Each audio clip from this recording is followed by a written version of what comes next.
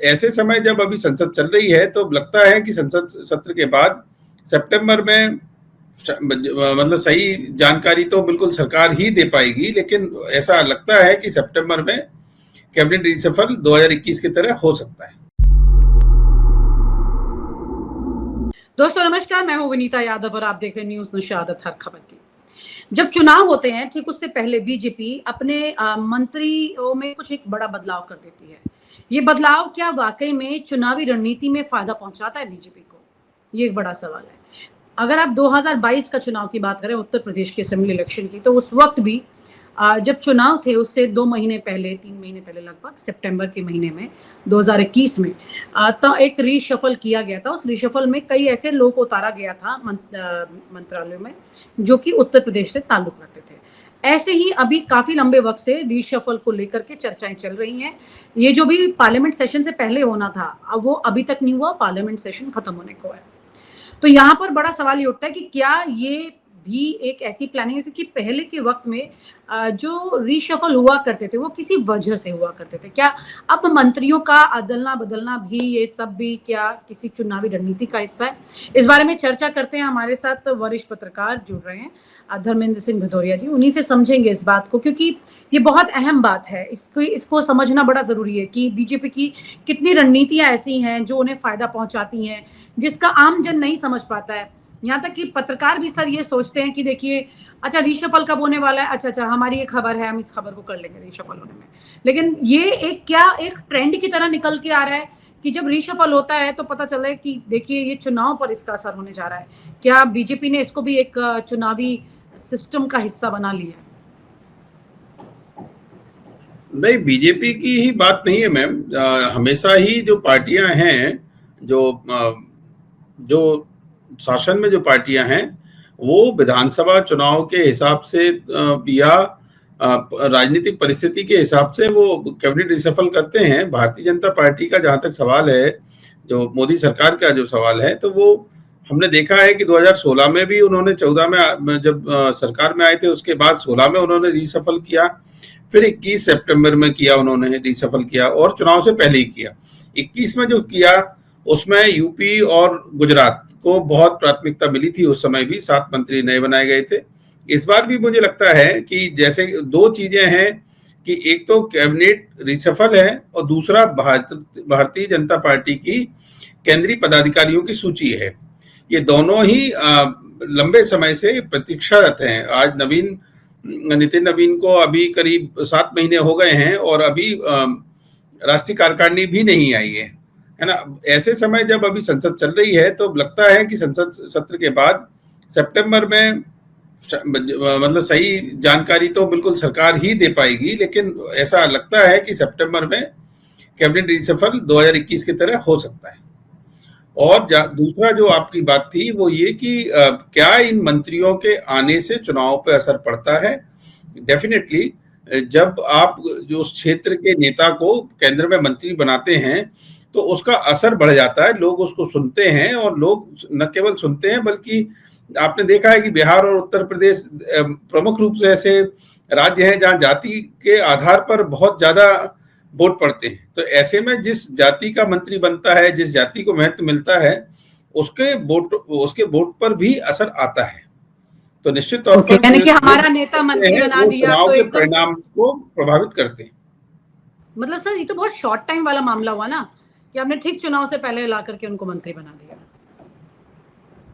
नहीं, ये तो हमेशा से होता रहा है। ये कोई भारतीय जनता पार्टी कर रही है, मोदी सरकार कर रही है, ऐसा नहीं है।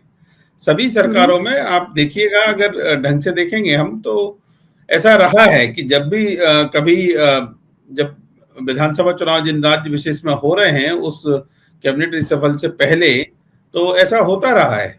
ये कोई नई परंपरा नहीं है, नई बात नहीं है। राजनीतिक इक्वेशन को देखकर ही पॉलिटिकल रिशफल होते हैं, कैबिनेट रिशफल होते हैं, तो वो इस बार भी होंगे।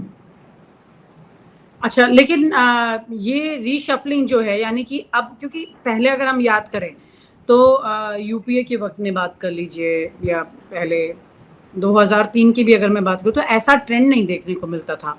अभी एक ट्रेंड की तरह दिखाई दे रहा है। हाँ, नहीं, थोड़ी सी स्ट्रेटजी अलग हो सकती है, लेकिन मैंने ये कहा कि कैबिनेट रिसफल जब भी होते हैं वो उस समय की उस स्थिति के पॉलिटिकल एनालिसिस, जो पॉलिटिकली जो चीजें होती हैं उसका पूरा एनालिसिस करने के बाद में ही उसमें रिसफल में लोगों को लिया।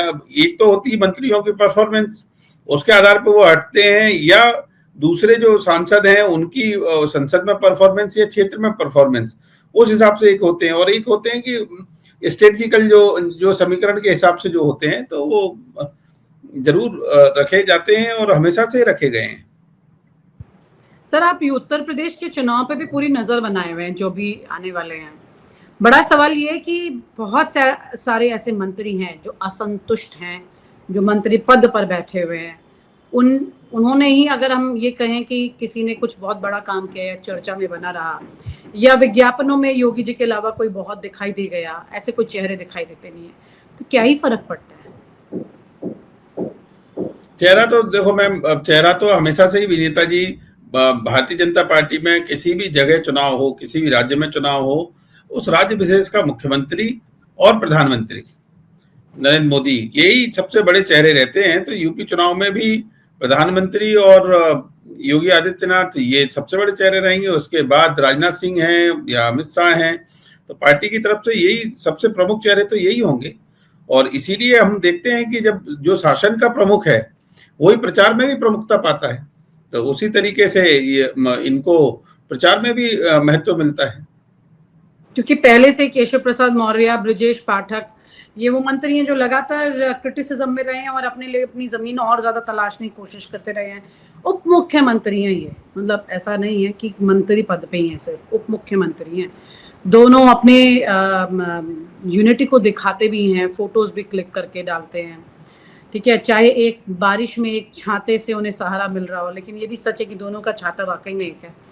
तो पॉइंट ये है सर कि उनको इन चेहरों का मतलब क्या क्या किया जाएगा? दिल्ली फैसला लेती है इसे, तो मतलब क्योंकि बहुत फर्क पड़ता है ना। योगी आदित्यनाथ अपने मंत्रियों को, अपने लोगों को जगह देना चाहते हैं चुनाव के टाइम पर, तो खास तौर पर। और उसी वक्त में दिल्ली अगर यहाँ पे रीशफलिंग अपना पोस्टपोन कर दे और चुनाव से ठीक पहले शुरू करे, तो अपने ये दो चेहरों को कहाँ पहुंचाएगी, फिर और दो चेहरों को लाएगी 4 चेहरों को, तो वो किसके होंगे किसके नहीं होंगे, ये भी एक बड़ा विवाद है।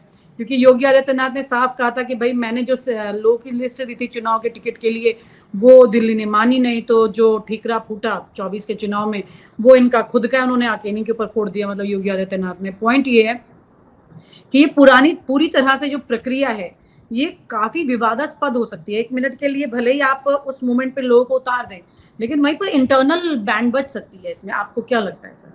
नहीं, ये तो है ही मैम कि जब भी कभी पॉलिटिकल रिसफल होता है तो उसको बहुत ही महीन राजनीतिक नजरिए से देखना पड़ता है। अभी संगठन का, अभी इन्होंने भारतीय जनता पार्टी, पंकज चौधरी जो बने हैं अभी केंद्र में भी मंत्री हैं वो, और प्रदेश अध्यक्ष भी हैं, उन्होंने अभी अपने पूरे कार्यकारिणी की घोषणा की थी।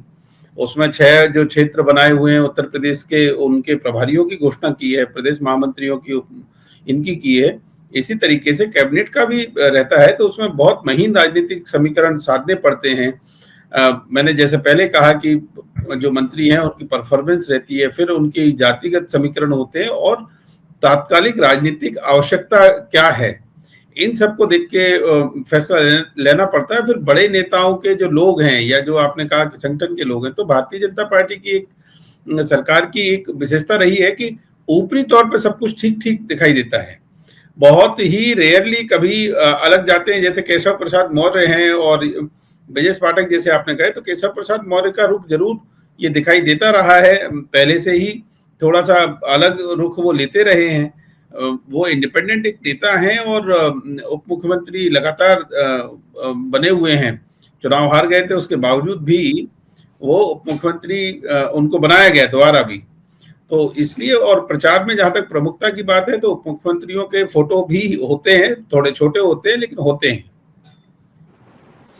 तो मतलब कुल मिलाकर के ये कहानी तो आगे बढ़ेगी, लेकिन ये आपसी द्वंद ना पैदा कर दे सर दिल्ली और लखनऊ में। एक आखिरी इस वाली चर्चा का ये सवाल है, ये द्वंद क्या, क्योंकि अभी पहले अधिकारियों पर कश्मकश चल रही है, उनके अधिकारियों को हटाया जाए, मतलब लखनऊ में जो मुख्यमंत्री के अधिकारी हैं, कौन कौन कहाँ छटनी किए जा सकते, कंट्रोलिंग जो है उस वक्त की या तो मंत्रियों से रहेगी या फिर अधिकारियों से रहेगी।